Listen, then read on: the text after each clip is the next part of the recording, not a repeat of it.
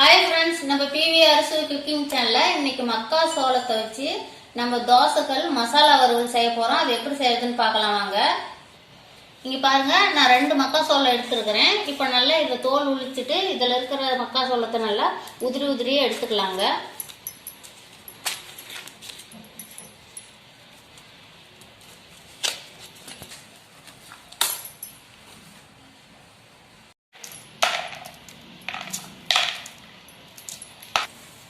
இப்போ நல்லா உதிரி உதிரியாக உளிச்சு எடுத்துக்கிட்டாங்க. அதை நல்லா வாஷ் பண்ணி எடுத்துக்கலாம்.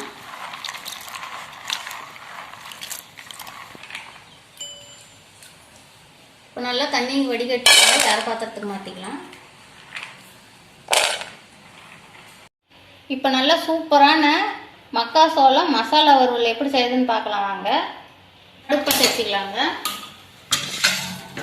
நம்ம இந்த மாதிரி தோசைக்கல் ஒன்று வச்சுக்கலாம். இப்போ தோசைக்கல் காஞ்சிச்சுங்க. நம்ம தேவையான அளவு எண்ணெய் சேர்த்துக்கலாம். இப்போ எண்ணெய் சேர்த்துக்கிட்டோங்க. நம்ம இதுலேயே மக்கா சோளத்தையும் சேர்த்துக்கலாம். நல்லா இந்த அளவு இந்த மாதிரி நல்லா கரைச்சி எடுத்துக்கலாங்க. உப்பு 1 ஸ்பூன் போட்டுக்கலாங்க. நல்லா கரைச்சி எடுத்துக்கலாங்க. இந்த மாதிரி இப்போ பாருங்க, நல்லா மக்கா சோளம் வெந்துருச்சு. நம்ம இப்போ மசாலாலாம் சேர்த்துக்கலாம். இஞ்சி பூண்டு பேஸ்ட் தேவையான அளவு சேர்த்துக்கலாங்க. இப்போ கருவேப்பிலை தழை தேவையான அளவு சேர்த்துக்கலாங்க. இதுலேயே வெங்காயம் பாருங்க, நல்லா பெரிய வெங்காயமாக எடுத்து பொடியாக கட் பண்ணி வச்சுக்கிறேன். வெங்காயத்தை சேர்த்துக்கலாம் இதுலேயே. இப்போ இதை எல்லாத்தையும் சேர்த்து நல்லா மிக்ஸ் பண்ணிக்கலாங்க.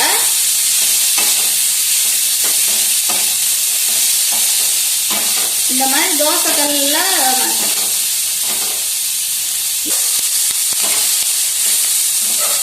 அடுப்பு சிம்மிலேயே வச்சு நல்லா வேக வச்சு எடுத்துக்கலாங்க. இந்த மாதிரி தோசைக்கல்லாம் மக்கா சோளம் வச்சு செஞ்சு பாருங்க. ரொம்ப ரொம்ப டேஸ்ட்டாக இருக்கும்.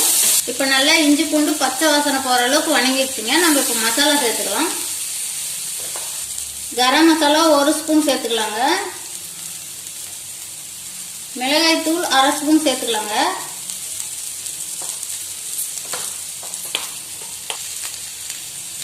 மிளகுத்தூள் 1/4 ஸ்பூன் சேர்த்துக்கலாங்க.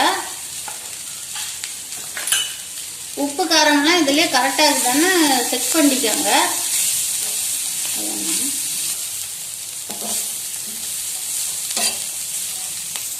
இப்போ மசாலாவோட சேர்த்து நம்ம மக்கா சோளத்தை நல்லா வறுத்து எடுத்துக்கலாங்க. இந்த மாதிரி சோயா சாஸ் தேவையான அளவு சேர்த்துக்கலாங்க. இதில்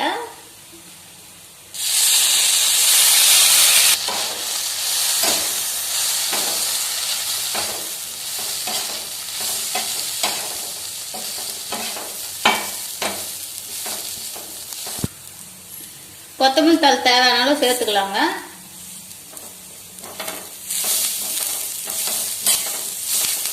நல்லா வெந்துடுச்சுங்க. அடுப்பு ஆஃப் பண்ணி இறக்கலாம். இப்போ சூப்பரான மக்கா சோளம் தோசைக்கல் மசாலா வறுவல் ரெடி ஆயிடுச்சுங்க. நீங்களும் இந்த மாதிரி செஞ்சு பாருங்க. ரொம்ப ரொம்ப டேஸ்டா இருக்கும். இந்த வீடியோ பிடிச்சிருந்தா லைக் பண்ணுங்க, கமெண்ட் பண்ணுங்க, ஷேர் பண்ணுங்க. மறக்காம நம்ம சேனலுக்கு சப்ஸ்கிரைப் பண்ணுங்க.